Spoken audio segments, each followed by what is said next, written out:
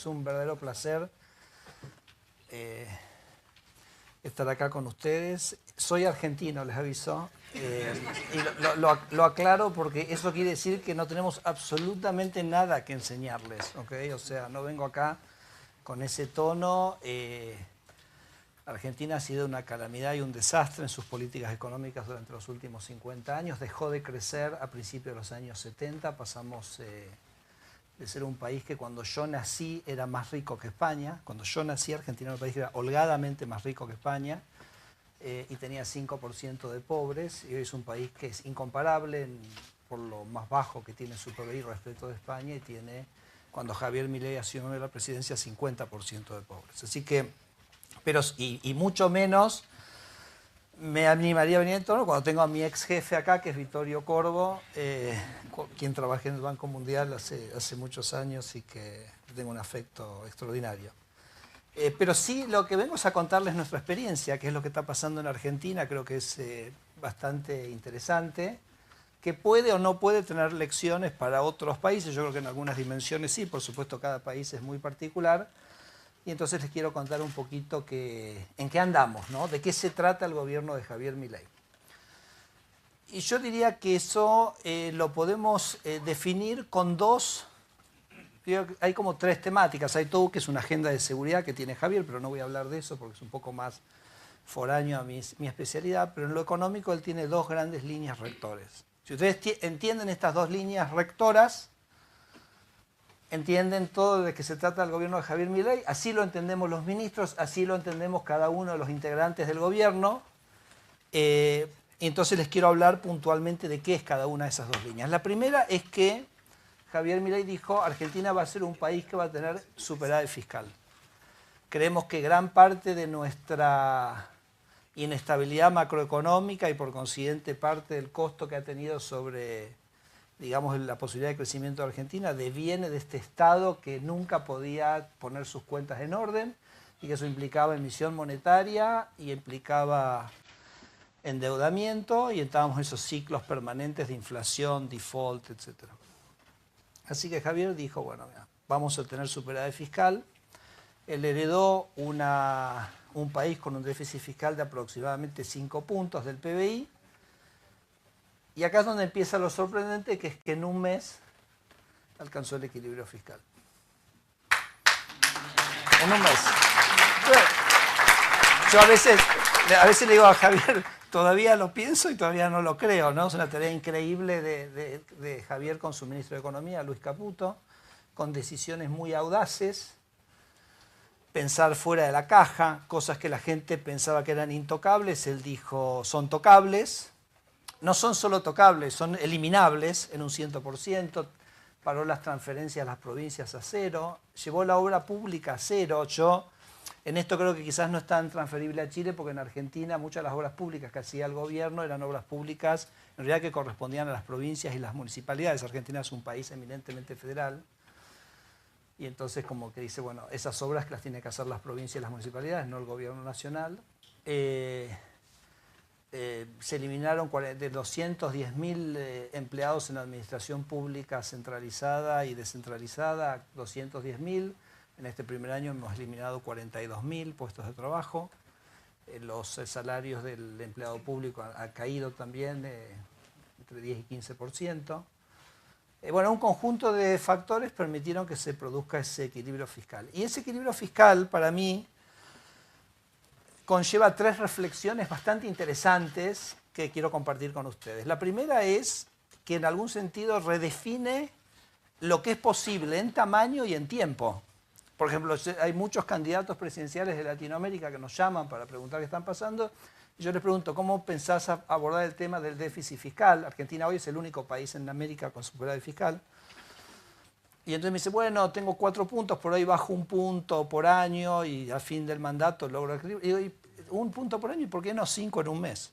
Y me dice, no, pero eso es imposible. Bueno, Javier lo hizo. ¿Okay? Entonces por ahí hay que pensar de una manera mucho más agresiva, mucho más disruptiva, y te das cuenta que eso era posible. Entonces, redefinir el tamaño de lo que es posible y el tiempo en el cual es posible es una primera cosa.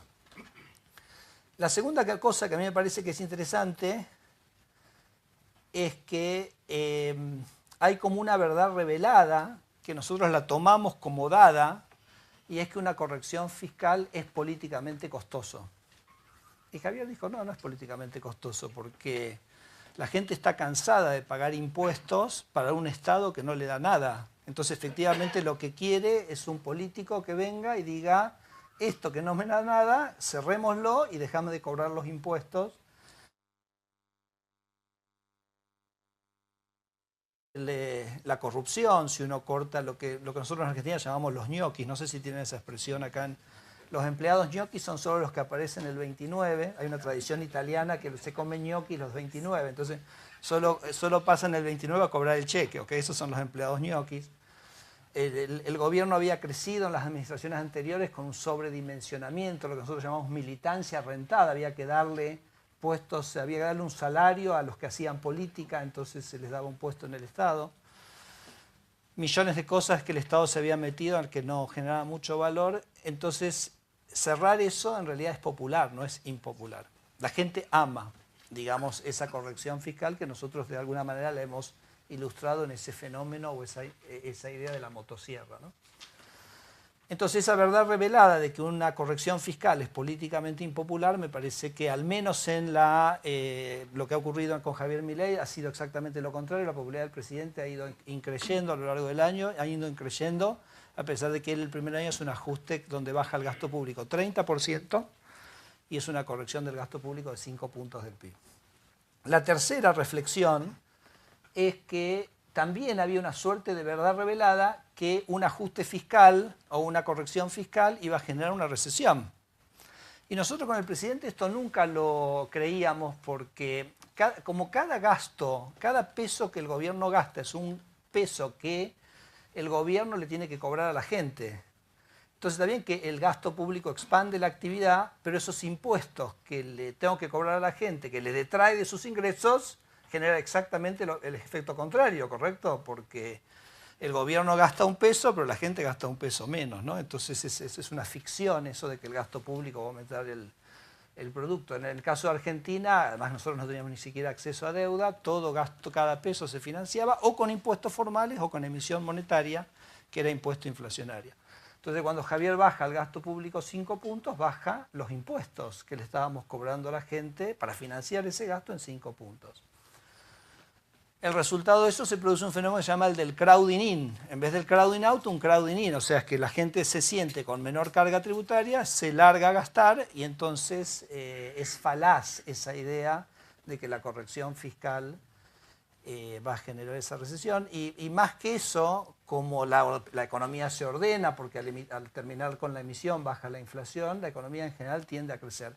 Entonces, en el primer año de la presidencia de Milei, la economía crece 5 puntos del PBI. Con lo cual piensen que el sector privado tiene, por un lado, los 5 puntos extras de crecimiento de una economía que hace 15 años no crecía, y a su vez tiene los 5 puntos extra de los impuestos que el gobierno no le está cobrando porque bajó el gasto, o sea, 10 puntos más de crecimiento del gasto. Después se preguntan por qué es tan popular el presidente y tan popular la corrección fiscal. Entonces, la verdad que yo creo que ni a mí me sorprendió esto, ni a Javier, y tampoco a Rodrigo, porque Rodrigo tuvo un profesor en Harvard que se llama Alberto Alesina, y él estudiaba las correcciones fiscales en Europa, y él ahí ha visto que las correcciones fiscales hechas, implementadas a través de una baja del gasto, son expansivas. No así las correcciones fiscales implementadas a través de una suba de impuestos. Por eso Javier dice, nosotros vamos a tener equilibrio fiscal, y ese equilibrio fiscal se va a lograr bajando el gasto. No voy a subir ningún impuesto, porque además tenemos una gran desconfianza en el rol del Estado en la economía, entonces queremos un Estado mucho más pequeño, con mucho menos impuestos. Y bueno, lo que hemos hecho este primer año es esa caída de 5 puntos del PBI, del gasto público, 30 puntos. Y entonces ahora el presidente nos dice, bueno muchachos, ya está, hicimos esto, ahora llegó el momento de arrancar. Ahora vamos en serio, ¿ok? Entonces aquello que hicimos este primer año, que nosotros llamamos la motosierra 1.0, la mutamos en lo que estamos haciendo ahora, que está trabajando. Piensa que mi ministerio es desregulación y transformación del Estado. O sea, yo tengo la parte de regulación y tengo un par de gente con la motosierra. Entonces, mis equipos de la motosierra están ahora implementando lo que se llama la motosierra 2.0. ¿Y qué es la motosierra 2.0? Claro, nosotros ahora estamos entrando, digamos, a ver cada área si lo queremos mantener o no, si se debiera hacer o no. Y yo me di cuenta inmediatamente que necesitábamos un marco conceptual para tener esa conversación. Si no es una conversación demasiado personal, te gusta, no te gusta, lo hago, no, tengo que tener un marco. Entonces le pedí al presidente que dedicáramos una reunión del gabinete a pensar qué cosas un gobierno libertario debiera hacer. Más como en abstracto, ¿correcto? Sin hablar de un área puntual. Entonces, o sea, un gobierno que no cree en la intervención del Estado en la economía, que piensa que, digamos, la gente y las economías crecen y surgen a partir del trabajo individual y de la libertad, y que la gesta del hombre y la mujer común es tratar de avanzar en la vida, y que los obstáculos más grandes los pone el Estado. Entonces, de lo que se trata es eliminar esos obstáculos. Bueno, entonces hicimos una lista de los sí y de los no. Entonces ahí andan mis locos de la motosierra, entonces van a cada ministerio y le dicen, ¿vos qué haces? ¿Viste? Un área. Bueno, y ven, ¿estás en el sí? Perfecto. ¿Estás en el no? Chao. Y entonces estamos en ese proceso, en ese momento, con lo cual yo diría que este proceso de reconversión del Estado en este segundo año va a tener más velocidad que el que tuvo el primer año. Así que eso es un poquito, quizás lo que les quería contar sobre ese primer eje, ¿ok? Yo, de hecho, ya estoy convencido que va a ser imposible para mí ver al gobierno de Argentina con un déficit fiscal nunca. Primero porque si nos acercáramos a eso, el presidente Milei va a tomar las medidas para, digamos, corregirlo. Y si no fuera el caso, habría sido decapitado. Así que no lo voy a ver porque el presidente, digamos, es un presidente extraordinario en el sentido que apoya tremendamente a sus ministros y a sus equipos de gobierno. Es clarísimo de qué se trata este gobierno y cuáles son los objetivos centrales, pero también está dispuesto a correr a la gente que de alguna manera no está, digamos, a nivel de él operando con los estándares que él quiere. Bueno, y es una combinación bastante potente que alinea y hace que todo realmente fluya bastante bien. Entonces, yo les dije que había dos ejes, ¿correcto? Entonces, un eje es superávit fiscal que va a ser obtenido a través de una baja del gasto. Esto es lo que hemos hecho este primer año, es un proceso que continúa y me parece que es transformativo para Argentina porque igual, a ver, es Argentina, ¿no? Así que tenemos mucho para demostrar, tenemos muchos meses, digamos, hasta que uno esté seguro de esto que ha sido una transformación permanente y estructural de Argentina. La segunda línea de pensamiento es la de la libertad económica, que es la agenda de la desregulación. Y si quieren se los voy a empezar comentando con una anécdota que me parece que ilustra, quizás algunos ya la haya escuchado, no sé, porque se hizo bastante internacional, que es el tema de las sandías. Entonces, yo la verdad que en mis programas de televisión le digo a la gente, escríbanme, díganme todo lo que les molesta del Estado. Después armamos una website que se llama Reportar la Burocracia, hemos recibido 10.000 sugerencias de gente sobre trámites y trabas burocráticas. No les puedo decir lo que estamos recibiendo. Además, yo digo, no sé si conocen El Señor de los Anillos. El Señor de los Anillos hay una ciudad que se llama Minas Tirith que tiene 7 murallas. Entonces la desregulación es como ir volteando. Vos desregulás una cosa, les cuento un ejemplo. Estaba prohibida la exportación de chatarra. Y entonces me llama, entonces bueno, listo, sacamos el decreto. Es un decreto que una empresa muy importante de Argentina durante muchos años había hecho lobby de eso para tener ese input más barato. No importa, lo sacamos. A los 2 meses, alguna gente me dice, no te funcionó, Federico. ¿Y por qué no me funcionó? Porque te olvidaste de sacar la resolución 84 de aduana, que dice que la chatarra solo se puede exportar por el puerto de Buenos Aires. Entonces yo tengo chatarra en Salta, que la quiero llevar a Antofagasta para ir al Pacífico, me obligan. Se ve que alguien tenía un kiosquito ahí armado. Es más fácil cuando tenés un monopolio, ¿no? Si está en un solo lugar. Bueno, listo. Entonces saco la segunda muralla de Minas Tirith, lo llamo al director de aduana, sacamos y derogamos la resolución 84. Y me escribe hace 2 días y me dice, no, Federico, no funcionó. ¿Cómo no funcionó? No, sí, te olvidaste la resolución 350 del año 82. ¿Y qué dice la resolución? Entonces me dice que no me van a autorizar la exportación de estos residuos valorizables si no consulto primero si hay una empresa en Argentina que está dispuesta a hacer esa revalorización. Y hay un flaco que está dispuesto y me cobra una fortuna, porque claro, es un monopolio. Y entonces no tengo un negocio. Bueno, así que ahí está mi equipo para ver que deroguemos la 350 del año 82, ¿ok? Y después veremos qué otra muralla me encuentro, ¿no? Bueno, entonces, pero el ejemplo que les quería contar, muy divertido, me escribe un tipo y me dice, Federico, me tenés que ayudar con las sandías, con mis sandías. Le digo, ¿qué problema tenés con las sandías? No saben bien, o sea, no te salen buenas. Y me dice, no, hay una regulación del Estado que me obliga a empaquetarlas de una cierta manera. Pero el problema que tengo es que yo exporto sandías y mi cliente en el exterior no quiere ese paquete. No se autoriza ese paquete en el exterior. Entonces yo voy al Estado y le digo, déjenme empaquetar como me las compran, si ya tengo, son melones, son sandías, o sea, no pasa nada. O sea, mi cliente quiere las sandías empaquetadas de esa manera, listo. No, la regulación dice que tenés que empaquetarlo así. Entonces digo, hace 10 años que estoy con esto. Yo le decía a mi equipo, mira, esto tiene que ser verdad, porque si me lo imagino, no me lo puedo imaginar, algo así. No lo puedo inventar, algo así. Entonces me dice, la solución que yo encontré es que cargo las sandías con los paquetes como los pide el Estado argentino y cuando el barco zarpa, mando un barco con 50 personas y rompen todos los paquetes y ponen los paquetes. Bueno, estamos hablando, ¿no? Entonces, cuando me escribo eso es como que empecé a tirar de la piola y me di cuenta que estaba viendo la punta del témpano. Que abajo había un monstruo donde, por ejemplo, la persona no podía cosechar si una persona del INTA, que es Instituto de Tecnología Agropecuaria, no le autorizaba al momento de empezar la cosecha. Y entonces pongo en Google SENASA, que es nuestro como agencia de control de los alimentos, pongo SENASA Envases y me aparece una normativa de 200 páginas y entonces empiezo, ananá. El ananá, la caja tiene que tener 5 centímetros altos con una viruta, puedes usar viruta de madera para poner el ananá, pero si hay brote se puede usar de 7 centímetros. Bueno, cuando iba por las cerezas me había estallado el cerebro, ¿correcto? Entonces bueno, en un momento le pido a mi equipo que me saque toda la regulación de frutas y era 1,5 kilos de regulaciones, ¿ok? En papel, ¿no? El papel pesaba 1,5 kilos. Le digo, bueno, para ser frutero en Argentina primero tenés que sacar un doctorado en literatura porque, para leer todo este material. Y entonces hice otra cosa, fui al director del SENASA y le digo, decime qué es lo que el Estado debiera hacer con frutas. Entonces me dice, debiera hacer A, B y C. Listo, perfecto. Escribí una normativa que decía A, B y C.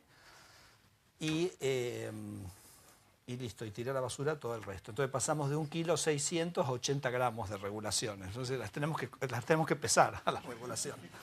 Les quiero contar un minuto cuál es el método que nosotros trabajamos para este proceso de regulación. Y creo que esto, Rodrigo, es interesante, incluso para el CEP y para la candidata. Nosotros en realidad empezamos a trabajar 2 años antes que mi ley llegara al Congreso, perdón, a la presidencia, porque ¿saben cuál es el problema de Argentina? Que Argentina es un país que es demasiado estable. Se supone que se tienen que reír cuando digo una cosa así.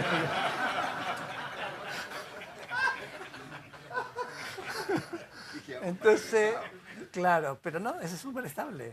Y se los voy a explicar, no se los voy a explicar nuevamente, lo van a entender perfecto. Si ustedes miran, por ejemplo, los líderes sindicales hace 40 años son la misma persona. Claro, hoy están 40 años más viejos, ¿no? Pero son las mismas personas. Y si ustedes miran los líderes empresarios, por ejemplo, AEA, que es la Cámara de los Empresarios más grande de Argentina, que se creó en 2002, y hoy se saca una foto hoy, son las mismas personas.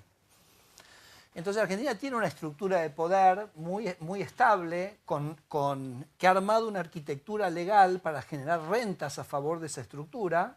Yo lo llamo el Triángulo de las Bermudas, que los argentinos nos estamos ahogando en nuestro propio Triángulo de las Bermudas. ¿Y cuáles son los vértices de ese triángulo? Estamos ahí, ¿no? Pero bueno, ¿cuáles son los vértices? La casta sindical. Si yo les dijera, por ejemplo, les voy a decir una cosa que me van a decir que, nosotros decimos, si me permiten el francés, van a decir, me está hablando en joda, pero no, van a ver que es en serio. Si yo les dijera que los sindicatos se llevan 5% de la masa salarial total formal de Argentina todos los meses, ¿ustedes me lo creerían? No. Bueno, eso ocurre. ¿Okay? Y además lo extraordinario es que esos privilegios muchas veces están ocultos. Yo hoy lo digo, mirá este convenio colectivo, el sindicato lleva 5%, y me dicen, no puede ser. Bueno, lo estás pagando hace 50 años, estás pagando este 5%, ¿okay? En cada vez que compras en un comercio, lo que fue. Entonces tenés la casta sindical, tenés la casta empresaria, donde por supuesto en la casta empresaria no hay que generalizar, porque hay parte del empresario que es víctima de este sistema y parte que es dueño de este sistema. Y después este sistema de castas, Javier lo llama el sistema de castas, tiene un gran gestor político que es el Partido Peronista. O sea, el Partido Peronista en Argentina es el partido de las castas. Es el partido del status quo, es el partido de los intereses creados. Yo digo, en la Edad Media, en la Revolución Francesa, el Partido Peronista sería el partido de Luis XIV, ¿correcto?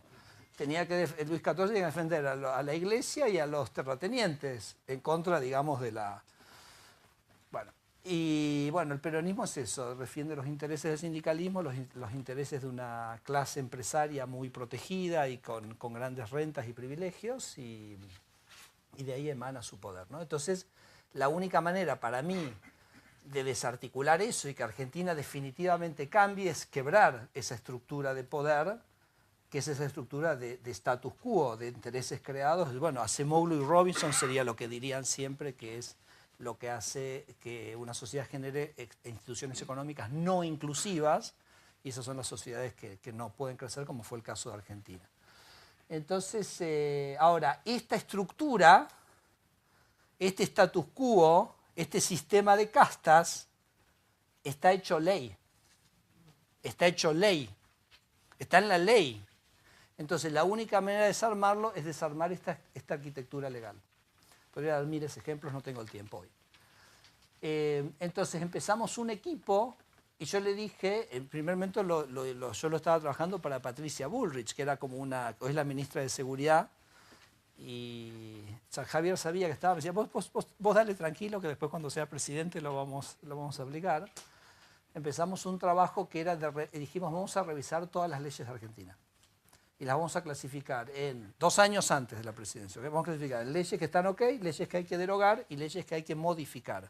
Y si pensamos que una ley hay que modificarla, vamos a escribir la modificación. Y acá viene la clave, Rodrigo. Este trabajo lo hicimos 7 personas. En 2 años terminamos de revisar todas las argentinas. 4 estudiantes de Derecho de la Universidad de San Andrés, un constitucionalista muy renombrado de la Universidad de San Andrés, yo que era profesor de la Universidad de San Andrés, y mi ayudante del curso de Economía 1 de la Economía de San Andrés, que hoy es el loco de la motosierra. Y entonces empezamos la primera ley. Federico, vamos en 20, pero está bien entretenido. 20. Entonces, empezamos la ley. Claro, llegás a temas que no conoces mucho, porque se imagina que una persona no puede conocer todos los temas, sería ridículo, sería una soberbia ridícula. Entonces digo, Patricia, ¿quién me puede ayudar con tal tema? Entonces, tal persona, listo, llamo. Fede, ¿me puedes ayudar con, por ejemplo, leyes ambientales? Entonces me dice, perfecto, tenemos todo un equipo, te mando un paper que cuenta los temas. No leo papers. Bueno, ¿querés que hagamos una reunión y te explicamos? No hacemos reuniones nosotros. Ok. Unos bullets. No leo bullets. Entonces me dice, ¿qué carajo querés? O sea, ¿qué querés? Entonces digo, no, decime qué problema hay. Porque, bueno, por ejemplo, nosotros tenemos una ley que es la ley de los glaciares. Entonces, la ley de los glaciares protege las áreas donde hay glaciares. Me imagino que es una temática que en Chile habrá sido muy importante también, por eso doy el ejemplo. Pero nuestra ley define un área que se llama periglaciar, que es la que está en torno al glaciar, muy vagamente definida, está prohibida toda actividad económica en la zona periglaciar. Entonces hay provincias enteras que tienen vedada, por ejemplo, la actividad minera por esta definición del periglaciar. Bueno, listo, perfecto. Entonces voy a hacer lo siguiente, le digo, Fede, bajame de Infoleg la ley de glaciares, te la pones en un file Word y me la escribís y me la cambiás con track changes. ¿Okay? Y eso me mandás eso. Porque yo lo que necesito es que cuando el presidente llega tenga las cosas conducentes, o sea, no el bla bla. Uy, los glaciares, esto, aquello, sino yo quiero poner el papel sobre la mesa. Ahora les voy a hablar del principio de Marx un minuto, que no es Carlos Marx. ¿Qué pasaba? Que cuando yo llegaba a la conversación a ese punto, de que en realidad lo que yo quiero es que me agarres la ley y me la edites, el 70% de la gente me decía, no, gracias. Por ahí con buenas razones, porque por ahí alguien está dispuesto a compartir con vos tus ideas, porque tiene su profesión, etcétera, pero no está dispuesto a laburar 2 meses gratis, ¿correcto? Hay otra gente que le daba miedo tocar las leyes. Yo como estuve en el Congreso no les tengo tanto respeto, pero digo, sé la cocina como es, entonces digo, andate, mueve tranquilo, ¿ok? Otra gente dice, bueno, por ahí otros eran chantas, o sea, sí, tiene mucho bla bla, pero cuando hay que ver cómo se redacta el inciso C del artículo 6 de la ley de glaciares, tenés que tener un nivel de precisión que es de otro calibre. Entonces, lo que tuvo de bueno para nosotros este sistema es que nos permitió distinguir la gente que nos podía ayudar de la gente que no nos podía ayudar sin perder tiempo nosotros. Porque yo lo que necesitaba era generar un compilado de cuáles eran los cambios para que cuando llegara Patricia o Javier al gobierno se pudiera poner sobre la mesa en el momento de mayor poder político de un gobierno las reformas que había que hacer. ¿Está? Entonces, entonces con esa metodología, ahora el que sí nos hacía el trabajo, decía, me hiciste la glaciar, ahora haceme la de aguas, haceme la del aire, etcétera, etcétera, y con eso fuimos avanzando muy bien. Y el resultado, a ver si se los voy a mostrar, yo disculpen, no, al final no sé la presentación, el resultado fue esto, ¿ok? Terminamos a los 2 años y teníamos una lista de leyes a derogar y unas leyes a modificar, ¿ok? Cuando Patricia perdió la primera vuelta y entonces fueron al balotaje Milei con Javier, Patricia inmediatamente me llamó y me dijo, Federico, este proyecto va a ver la luz con Javier. Ella inmediatamente lo apoya a Javier como candidato a presidente. Y entonces fuimos a verlo a Javier y estas las tengo en mi oficina, son las pilas originales. Entonces, yo lo imprimí para que se vea de qué estamos hablando, ¿correcto? Y entonces le puse a Javier sobre la mesa de luz, le digo, Javier, acá está lo que tenemos que hacer para desarmar esta arquitectura legal que sostiene esta sociedad del status quo. Entonces, una reunión de 6 horas donde repasamos todo, Javier gemía como si estuviera tuviendo sexo, ¿ok?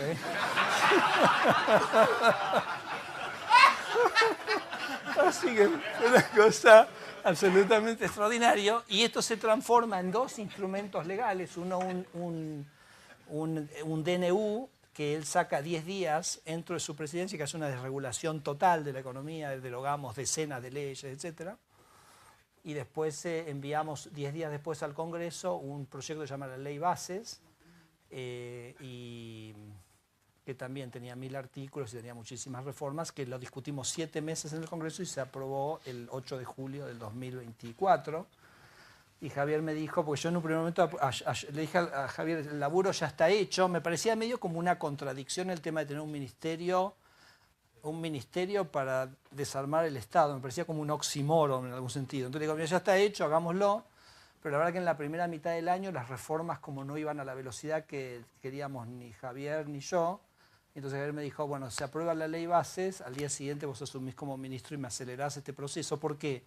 Porque la ley bases por 1 año le dio al Ejecutivo una cosa que se llama las facultades delegadas, que es la capacidad de cambiar ciertas leyes. No podemos hacer cualquier cosa. Y entonces yo tengo acá, cuando vos entrás a mi oficina, está ese reloj. ¿Ves que dice, faltan 166 días? Esos son los días que me faltan para que se me terminen las facultades delegadas, ¿ok? Y arriba hay una cita de Gandalf, el Señor de los Anillos, que dice, no importa cuánto tiempo se te ha dado, sino qué eliges tú hacer en el tiempo que se te ha dado, ¿ok? Entonces, este reloj hoy marca 109 días, ¿ok? Esa es una foto que es un poquito vieja, entonces tenemos un proceso inicial, pero bueno, por supuesto que el proceso de reforma económico es mucho más amplio que eso, porque digamos que uno tiene las leyes, tiene los decretos, tiene las resoluciones, etc. Estamos en ese proceso, como lo que les conté de las frutas es más a nivel de resolución. Pero lo que les quiero transmitir es y voy terminando, Rodrigo, porque me quedé sin tiempo, las reformas económicas para mí como que tienen dos planos. O sea, hay un plano que yo lo llamo el plano de los economistas.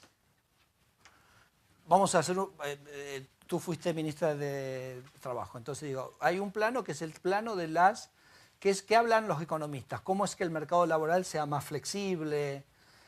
Que los costos indemnizatorios sean más mensurables, más lógicos, que no haya incertidumbre económica y legal. Esa es como toda una dimensión, la que hablamos nosotros en nuestros papers de Labor, ¿correcto? Pero después hay una dimensión de la reforma que es política, que tiene que ver con el sostenimiento del status quo. O sea, si tú me dices de todas las reformas laborales, tú tienes todas las cosas que quieren los economistas, y por ejemplo en Argentina hay un artículo que dice que los trabajadores no sindicalizados le tienen que aportar una contribución al trabajador sindicalizado. Entonces, si tú me dices, largo todo lo que dicen los economistas por sacar esa resolución, digo, prefiero esa, porque esa lo que hace es al financiamiento de uno de los actores conservadores de Argentina, los actores del status quo, uno de los actores de estos intereses creados. Entonces, digo, por ejemplo, con el empresariado, los intereses de los empresariados, ¿cómo uno los tuerce y los doblega? Con competencia, porque la competencia es la manera de eliminar las rentas empresarias. Entonces, no solo querés la competencia, porque la competencia hace que las cosas funcionen mejor, ya termino, Rodrigo, sino porque también de alguna manera debilita a los actores que han construido y han sostenido esta arquitectura.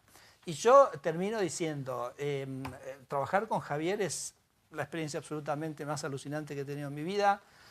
Nosotros avanzamos porque es una persona que apoya, que permanentemente está bancando lo que uno hace, entonces tampoco tenemos mucha resistencia porque está claro que el presidente apoya, digamos, este tipo de reformas.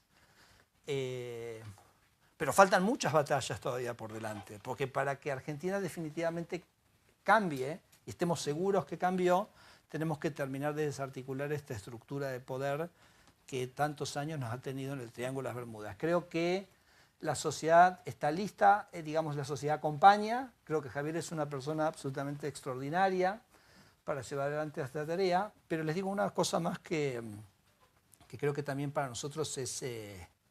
me voy a emocionar un poco diciéndolo, pero lo quiero hacer igual. Yo no sé si ustedes saben que en los últimos 10 años se fueron de Argentina 2,5 millones de argentinos, porque era un país sin futuro. Y se fueron los hijos de la gente más pobre, porque no tenían ningún futuro. Se fueron los hijos de la clase media porque sentían que no iban a poder vivir como habían vivido sus padres. Y se fueron los hijos de la gente más pudiente porque pensaban que tenían mayores oportunidades. Y yo creo que para muchos argentinos, ya que yo ya estoy llegando a los 60 años, nos dimos cuenta que si Argentina no tenía un cambio radical, íbamos a envejecer viendo a nuestros nietos en el Zoom. Y creo que eso tuvimos un gobierno anterior que fue muy oscuro, que nos encerró en la pandemia, que donde sentimos el brazo autoritario del Estado de una manera como no lo habíamos sentido nunca.